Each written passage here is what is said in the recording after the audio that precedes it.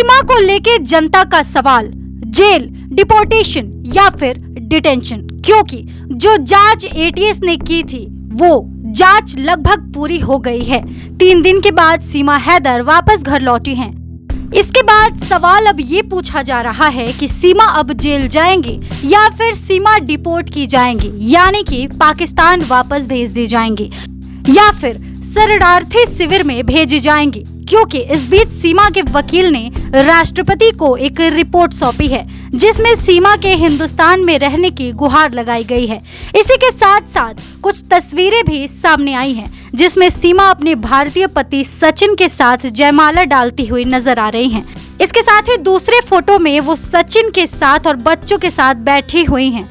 बता दें कि एटीएस की पूछताछ के दौरान जब सीमा और सचिन के शादी का उनसे प्रूफ मांगा गया तो प्रूफ के तौर पर उन्होंने ये तस्वीरें एटीएस को सौंपी थी, जो अब मीडिया में भी अपलोड किया गया है।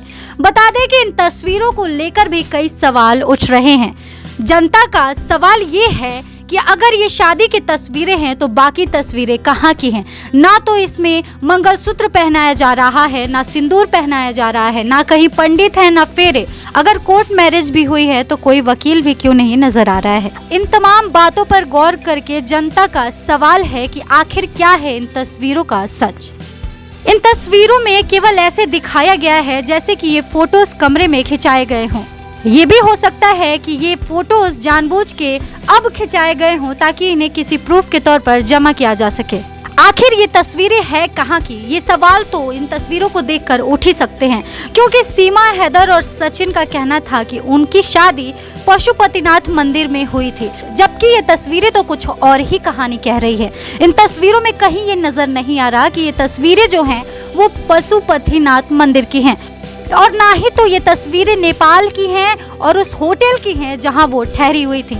इन तस्वीरों को देख के ये अंदाजा लगाया जा रहा है कि ये तस्वीरें दिल्ली, नोएडा की ही हैं जहां ये रहती हैं। ऐसा लग रहा है कि ये एक सेटअप तैयार किया गया है सिर्फ ऐसा दिखाने का कि हमारी शादी का ये फोटो है, क्योंकि अगर ये शादी का फोटोज इनके पास पहले से होता तो ये काफी पहले ही दिखा चुके होते। इसके साथ ही हम आपको बता दें कि सीमा हैदर को लेकर रोज नए खुलासे हो रहे हैं।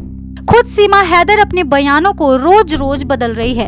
एटीएस के 3 दिन के पूछताछ के बाद सामने आया कि सीमा हैदर ने हर रोज एक अलग अलग बयान दिया, कभी कुछ कहा तो कभी कुछ कहा, जिससे सीमा हैदर का झूठ पकड़ा जा रहा है।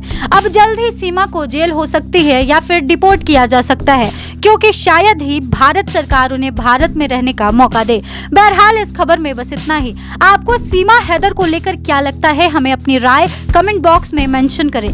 थैंक्स फॉर वॉचिंग करारा news day and night, and please subscribe for more latest updates.